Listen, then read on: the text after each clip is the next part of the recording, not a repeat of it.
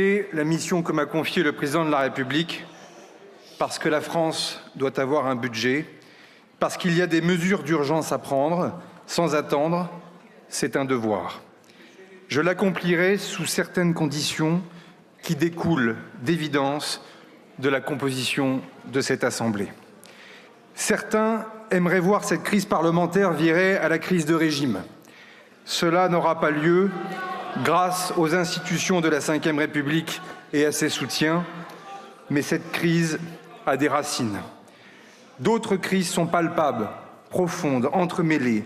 Crise sociale, économique, financière, écologique, climatique, culturelle, internationale. Aux crises habituelles s'ajoutent les crises imprévisibles, comme celle du Covid ou de l'énergie, sans oublier les guerres. En s'ajoutant à certaines dépenses qui augmentent de manière automatique, elles expliquent pour l'essentiel la situation financière dans laquelle nous sommes. Là non plus, il ne faut rien oublier.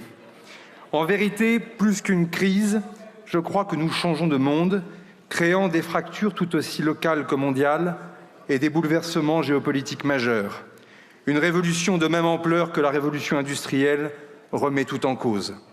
Cette révolution digitale, sociétale, bouleverse notre façon de vivre. Elle choque, effraie. Il y a le monde d'avant, il y a ce monde de demain.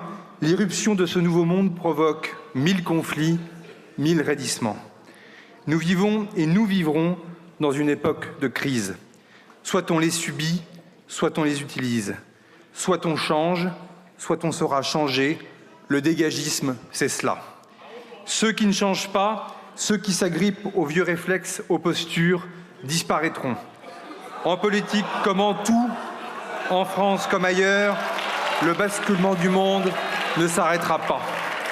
Au fond, c'est la place de la France et des Français dans ce nouvel environnement qui est en jeu. Restera-t-elle parmi les pays dont la voix compte? Restera-t-elle indépendante? Le déclin n'est pas certain, le progrès non plus.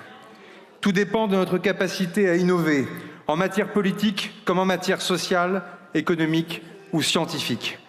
Innover, c'est vrai pour le gouvernement. J'ai pris acte de cet impératif. Innover, c'est assumer des ruptures. Le monde n'attend pas. Dans la vraie vie, nos concitoyens, pas les statistiques, travaillent, s'inquiètent, attendent des solutions. J'ai proposé un gouvernement de mission, d'objectifs.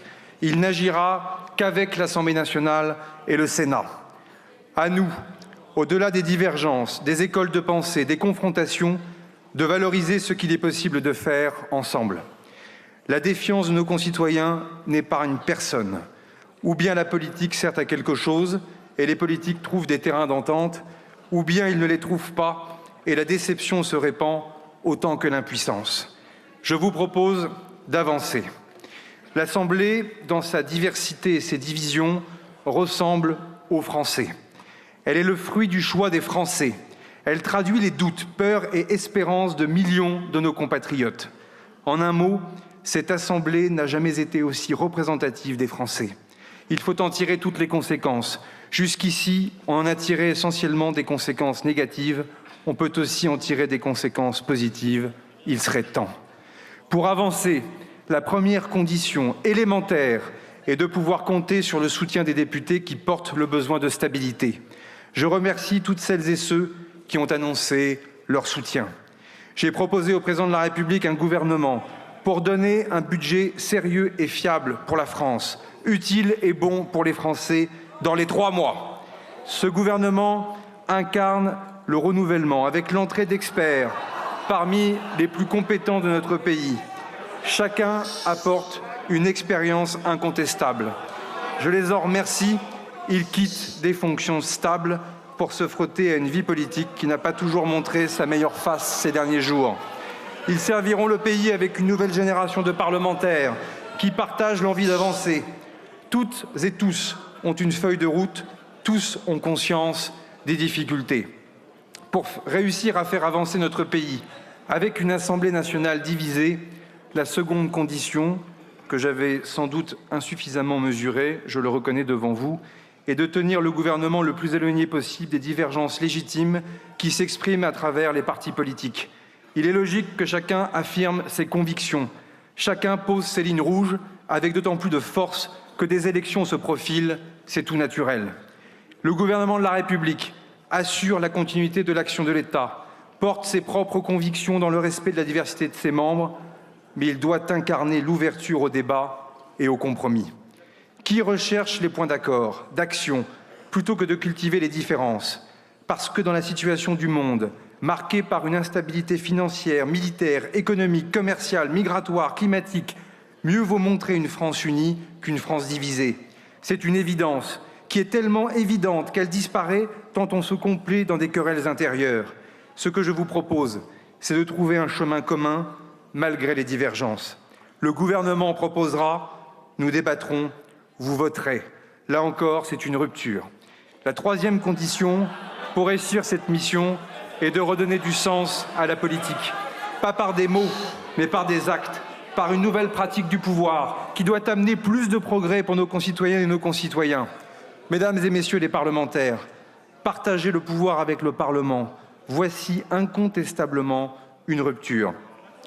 Dans une assemblée divisée, un gouvernement, même en s'appuyant sur la majorité la plus relative, ne peut, dans la durée, agir sans tenir compte des oppositions. Ce n'est pas possible, ce n'est plus possible et surtout, ce n'est pas souhaitable. J'ai renoncé à utiliser l'article 49, alinéa 3 de la Constitution. C'est la garantie pour l'Assemblée nationale que le débat, notamment budgétaire, mais pas seulement, dans tous les domaines, ira jusqu'au bout, jusqu'au vote. Cette décision est forte de changements radicaux. La légitimité démocratique, c'est une démocratie où le Parlement a un rôle politique, expliquait Michel Debré, père de notre Constitution. Le Parlement et le gouvernement ayant, je le cite encore, chacun une semblable importance dans la marche de l'État et assurant les moyens de résoudre les conflits qui sont, dans tout système démocratique, la rançon de la liberté. Et la rançon de la liberté, pour reprendre ce terme, c'est la responsabilité. Le gouvernement présente le budget qu'il estime souhaitable. Le Parlement l'examine, le discute, le modifie. C'est sa liberté. Et 149.3, sans majorité absolue, le Parlement aura le dernier mot. C'est sa responsabilité et nous devons lui faire confiance. Nous ne devons pas en avoir peur. Cela paraît de bon sens. C'est pourtant presque une révolution. À vous de saisir ce pouvoir qui est une chance, un bel exercice de responsabilité pour montrer à toutes celles et à tous ceux qui en doutent que la démocratie représentative n'est pas morte et que l'Assemblée nationale et le Sénat restent l'endroit du pouvoir de décision, du pouvoir d'agir. Quel parlementaire dira à ses concitoyens qu'il ne veut pas discuter le budget de l'État, le budget social de la nation? N'est-ce pas le cœur même de la fonction parlementaire? En renonçant au 49.3, il n'y a plus de prétexte pour une censure préalable. N'est-ce pas d'ailleurs ce que réclamait une grande partie de cette Assemblée? Je ne reprendrai pas ici les déclarations des uns et des autres. Vous le demandiez, c'est fait. J'avais promis une rupture, cela en est une. Les débats sur la fiscalité, sur le niveau des dépenses publiques, sur le déficit public, chaque parlementaire se prononcera. Les débats sur les moyens à allouer pour l'écologie, la sécurité, l'éducation, le logement, les collectivités locales, la culture, l'agriculture, nos services publics, chaque parlementaire s'en saisira. Cette fois, son vote dictera la copie finale.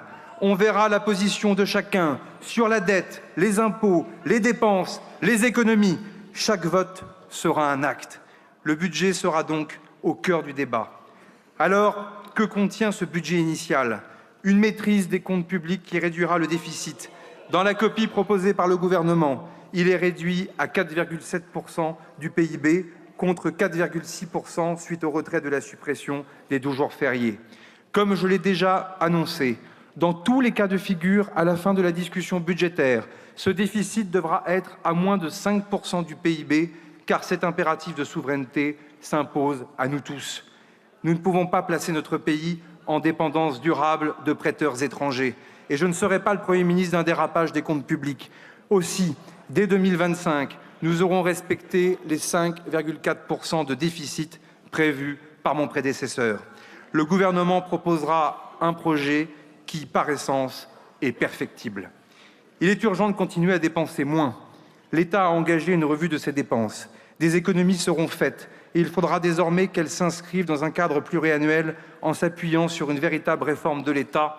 J'y reviendrai dès demain devant le Sénat et devant vous dans les jours qui viennent. Sur les dépenses de l'État, on peut faire beaucoup, à la condition de repenser son action en profondeur, de réussir sa transformation numérique, de moderniser ses interventions et d'alléger considérablement certaines procédures qui ne sont plus explicables. Tout le monde prône la simplification. Nombre d'acteurs dans le pays la réclament. Une majorité d'idées dans les deux chambres est possible sur ce sujet. D'autres économies seront engagées en luttant plus rigoureusement contre les fraudes, qu'elles soient sociales ou fiscales. Là encore, c'est une question de justice. Trop d'argent public est gaspillé parce qu'on ne contrôle pas assez à quoi il sert. Un projet de loi contre les fraudes a été déposé ce matin, en même temps que le budget de l'État et de la sécurité sociale. C'est la première fois, vous pouvez vous en emparer.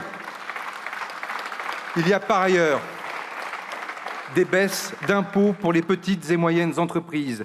Il y aura des hausses d'impôts ciblées et exceptionnelles pour certaines très grandes entreprises. Baisse d'impôts d'un côté, hausse de l'autre, pour mieux répartir les efforts au sein des contribuables et garder une maîtrise de nos prélèvements obligatoires qui sont déjà très élevés pour financer notre modèle de redistribution au profit des plus modestes. La fiscalité des très grandes fortunes parmi nos compatriotes a pu interpeller un certain nombre d'entre vous. Là aussi, il faut reconnaître qu'il peut y avoir des anomalies. Nous croyons que réussir par son travail est une bonne chose. Nous voulons une société où il est bon de travailler, de réussir et d'innover. Nous voulons aussi être vigilants au consentement à l'impôt. Mesdames et messieurs les députés, encadrer l'optimisation fiscale, en particulier celle qui passe par les holdings, est une première réponse. Nous demanderons à créer une contribution exceptionnelle des grandes fortunes que nous proposons d'affecter au financement des investissements du futur qui touchent à notre souveraineté pour les infrastructures, la transition écologique ou la défense. Là encore, mesdames et messieurs les députés, le débat parlementaire aura lieu. Il permettra à chacun de faire valoir ses arguments en ne perdant jamais de vue que derrière la fiscalité se pose la question du consentement à l'impôt, de la confiance et de la justice. Le débat fiscal doit être aussi un débat sur l'emploi et la croissance, raison pour laquelle je ne suis pas favorable à ce que le patrimoine professionnel soit touché. Je ne détaillerai pas les mesures fiscales maintenant. J'ai ouvert le débat sans tabou. Je vous exposerai moi-même, avec les ministres, les propositions que j'ai faites, les modifications que je soutiendrai et celles que je combattrai. Le gouvernement proposera, nous débattrons, vous voterez. Sans utilisation du 49.3, le gouvernement devra changer de méthode. Il faudra des discussions préalables, des compromis, le souci du détail et ne jamais refuser la technicité et l'âpreté du débat. La loi se fera ici, pas à Bercy. Je montrerai moi-même l'exemple en portant la discussion générale du budget de l'État et du budget de la sécurité sociale, ici même, dans les tout prochains jours. Une fois de plus, le gouvernement proposera, nous débattrons, vous voterez. Mesdames et messieurs les parlementaires, je veux maintenant vous parler d'un sujet majeur qui a traversé notre pays, qui l'a parfois fracturé, le mérite, la dignité et le courage des travailleurs, la légitimité d'une bonne retraite. La fierté d'être travailleur, c'est la fierté de nos entreprises qui ne sont pas l'affaire que des patrons, mais aussi de tous les salariés. C'est celle de notre industrie, de toutes nos industries et de leurs filières, électronique, automobile, nucléaire, chimique, métallurgique, aéronautique, militaire. Cette fierté, c'est celle du goût de l'effort partout et pour tous. L'effort mérite reconnaissance et récompense. Le gouvernement sera du côté des travailleurs et de celles et ceux qui veulent travailler.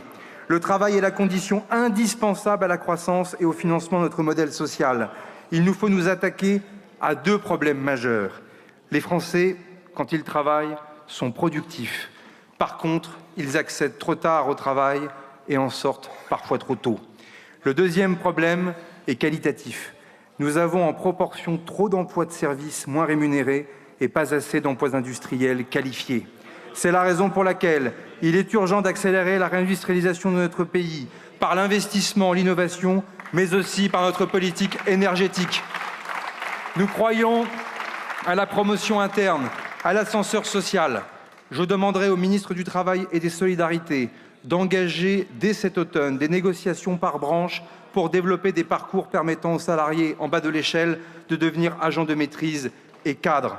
Le travail, le mérite, la volonté de progresser doivent être encouragés et récompensés. Comme le disait Gabriel Attal à cette tribune, on ne peut pas rester au SMIC des années sans perspective de progression. Des nouveaux ministres sont arrivés avec de nouvelles idées. C'est d'ailleurs pour cette raison qu'ils sont là. Le gouvernement présente un budget pour l'emploi, pour produire, pour que le travail paie. Nous soutiendrons la rémunération, le logement, la santé des travailleurs. Ce sera aussi un budget pour préserver l'outil de production avec la reprise de la baisse de la CVAE, impôt qui pèse sur la production de nos petites et moyennes entreprises. Des propositions ont émergé de plusieurs groupes parlementaires ici même. Pour le pouvoir d'achat des travailleurs, là aussi, toutes seront examinées, toutes seront débattues et font actuellement l'objet d'un travail technique préalable par les ministres en charge. Une fois là encore, le gouvernement proposera, nous débattrons, vous voterez. Être du côté des travailleuses et des travailleurs, c'est être aussi auprès de celles et ceux qui ont travaillé toute leur vie et qui sont à la retraite. Nous respectons les travailleurs, donc nous respectons les retraités. Mesdames et messieurs les parlementaires, je vis donc avec quelques convictions simples.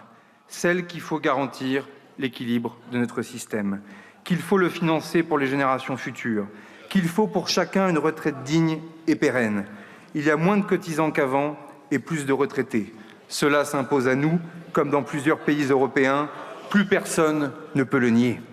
Mais je ressens aussi ce que la dernière réforme, pourtant nécessaire, a provoqué. Des tensions, des inquiétudes, de la lassitude, parfois un sentiment d'injustice ou d'incompréhension, y compris à tort ou à raison dans sa dimension démocratique. Alors, est-ce que le gouvernement est prêt à un nouveau débat sur l'avenir de notre système de retraite ? La réponse est oui. Une réforme sociale, aussi nécessaire soit-elle, ne peut tenir que si elle est comprise et équitable. Cet enjeu reste un enjeu d'avenir. J'ai toujours indiqué que l'avenir de nos retraites serait au cœur de la prochaine campagne présidentielle. Mais nous devons entendre que ce débat est demandé dès maintenant par des forces politiques et syndicales légitimes. Paradoxalement, cette période de quelques mois d'ici à l'élection présidentielle peut être une opportunité pour avancer, y compris sur ce sujet difficile des retraites. J'ajoute que la plus grande richesse pour notre pays, c'est la stabilité et la capacité à recréer la confiance entre les acteurs, notamment chez les partenaires sociaux. La maîtrise des comptes publics, la croissance, l'emploi, le renforcement de notre défense, la perspective de réformes utiles votées d'ici à 2027 reposent sur notre capacité collective à acter cette stabilité politique. La plus grande richesse du pays, c'est sa capacité collective à aller de l'avant. C'est pourquoi je proposerai au Parlement dès cet automne que nous suspendions la réforme de 2023 sur les retraites jusqu'à l'élection présidentielle. Aucun relèvement de l'âge n'interviendra à partir de maintenant jusqu'à janvier 2028, comme l'avait précisément demandé la CFDT. En complément, la durée d'assurance sera elle aussi suspendue et restera à 170 trimestres jusqu'à janvier 2028. Mais je le dis ici très directement, suspendre pour suspendre n'a aucun sens. La suspension en préalable de rien serait irresponsable. Cette suspension doit installer la confiance nécessaire pour bâtir de nouvelles solutions. La suspension pour faire mieux est la solution si chaque acteur sait en tirer quelque chose. Mesdames et messieurs les parlementaires, résumons. L'Assemblée voulait que je n'utilise plus le 49.3 ou pas le 49.3. Je m'y suis engagé. L'Assemblée voulait débattre à nouveau des retraites. Elle en débattra et chaque parlementaire pourra défendre ses opinions. L'Assemblée voulait que le gouvernement suspende la réforme en attendant un débat, une solution, un vote. Je le fais, ce qui permettra d'éclairer le débat lors de la future élection présidentielle. Mais je veux être très clair, je n'endosserai pas n'importe quoi. Le coût de la suspension pour notre système de retraite est de 400 millions d'euros en 2026 et d'1,8 milliard d'euros en 2027. Cette suspension bénéficiera à terme à 3,5 millions de Français. Elle devra donc être compensée financièrement y compris par des mesures d'économie. Elle ne pourra pas se faire au prix d'un déficit accru. J'ai pris des engagements, ceux que les oppositions demandaient. J'en prends un supplémentaire et il doit être entendu par chacun, y compris, mesdames et messieurs les députés, par nos prêteurs sur les marchés financiers. Je n'endosserai pas un résultat qui mettrait en danger la crédibilité de notre pays et encore moins notre système de retraite tout entier. Je fais des pas en avant, à chacun aussi d'en faire. Mesdames et messieurs les parlementaires, je veux être encore plus précis. Suspendre doit être une opportunité. Débattre de la question des retraites n'est pas seulement une équation financière, elle est partie intégrante de notre contrat social. Et ce contrat a besoin, lui aussi, d'une refondation, d'innovation, de rupture. Ce gouvernement est prêt à renforcer le paritarisme, à faire confiance à la démocratie sociale. Une fois encore, suspendre la réforme n'a de sens que si c'est pour aller plus loin. Je propose, dans les prochaines semaines, d'organiser une conférence sur les retraites et le travail en accord avec les partenaires sociaux. Grâce à la suspension, cette conférence aura le temps de se prononcer avant l'élection présidentielle. Elle se posera la question de l'ensemble de la gestion de notre système de retraite. Certains veulent des systèmes par points, d'autres par capitalisation, d'autres veulent abandonner toute référence d'âge. Mais ces propositions ne valent que si l'on sait qui est responsable, aux partenaires sociaux de s'emparer ou non de cette responsabilité de gérer le régime. Ce serait revenir aux sources historiques de notre modèle de retraite. C'est d'ailleurs ce que font toujours nos voisins européens. Le gouvernement y est prêt. J'ai confiance dans la démocratie sociale, confiance dans la démocratie parlementaire.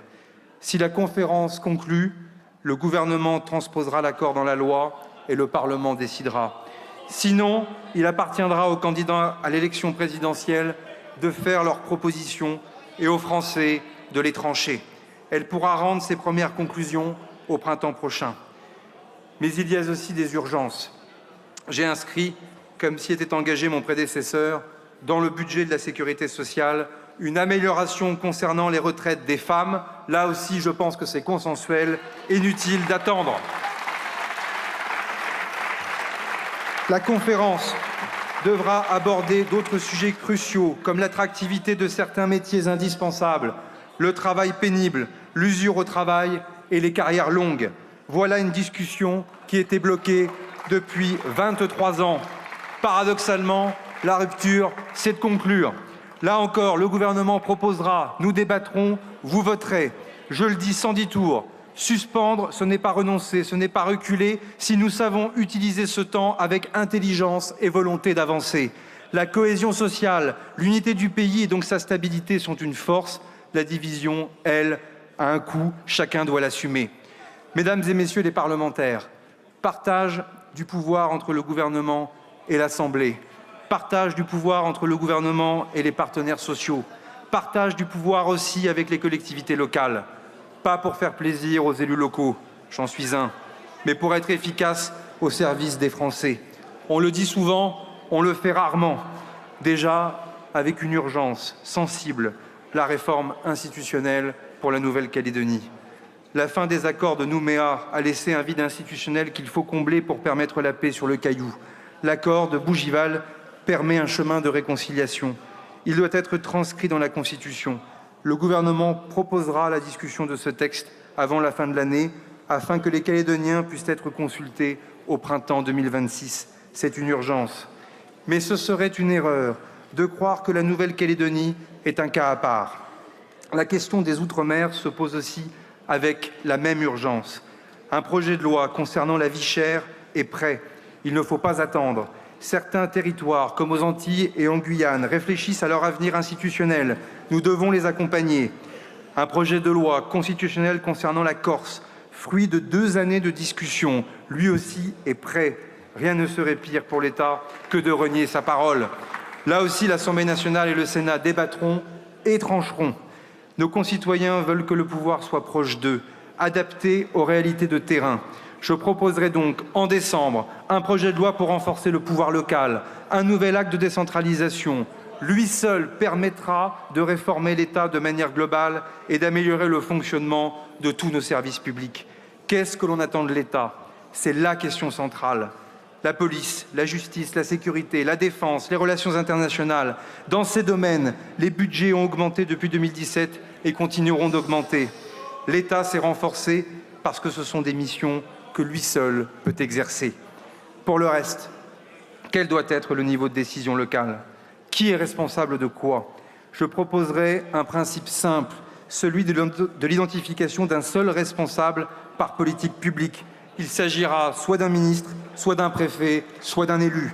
Il ne faut pas décentraliser des compétences, il faut décentraliser des responsabilités avec des moyens budgétaires et fiscaux et des libertés, y compris normatives. C'est aussi une formidable occasion de repenser complètement notre planification écologique et énergétique. Nous ferons des propositions précises. Le gouvernement peut-il engager cette réforme dans les 3 mois? Vous vous dites que cela prendra du temps. C'est précisément parce que cela prendra du temps qu'il faut engager cette réforme tout de suite. Sinon, elle sera reportée une fois de plus. Et jusqu'à quand? Au plus tôt dans 2 ans, après l'élection présidentielle. Nous n'attendrons pas. Des majorités sur ce texte sont possibles dans les 2 chambres. Le gouvernement proposera, nous débattrons, vous voterez. Mesdames et messieurs les députés, ne pas attendre. Il y a urgence pour tenir le calendrier d'adoption du budget et voter le meilleur budget. Urgence pour renforcer le dialogue social. Urgence, avant les élections municipales, de mieux répartir les compétences et réformer l'État. Si les débats de cette Assemblée débutent cette semaine, cela permettra, via les discussions budgétaires, de répondre aux urgences pour la santé, l'accès aux soins avec France Santé, pour défendre l'environnement, la sécurité, pour la loi de programmation militaire. Il y a des urgences, il y a des projets de loi qui sont prêts pour les polices municipales et la sécurité du quotidien, pour le statut de l'élu. Des discussions sensibles doivent se poursuivre, notamment sur la fin de vie. Des combats doivent sans cesse être menés contre le racisme, l'homophobie, l'antisémitisme, pour l'égalité entre les femmes et les hommes.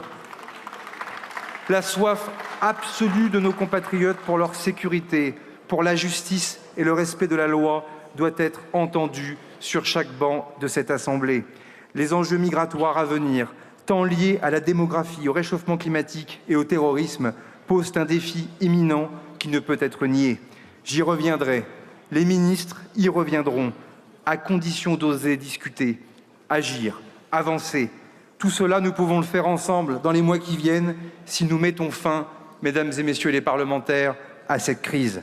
Désormais, cela dépend de vous. Je sais, je n'ai pas obéi à l'exercice de style habituel d'une déclaration de politique générale, collectant chaque domaine d'intervention de l'État, citant chacune des préoccupations de nos concitoyens dans leur travail, leur famille, leur village ou leur ville. Que personne ne se sente oublié. Je pense, sinon à tout, je n'en ai pas la prétention, en tout cas à toutes et à tous. Cela est facile, il me suffit de me sentir utile à mon pays, et je vous le dis avec toute ma conviction, avec aussi tout ce que j'ai appris au ministère des Armées, les seuls qui se réjouiraient d'une crise, d'une panne budgétaire en France, ce ne sont pas les amis de la France.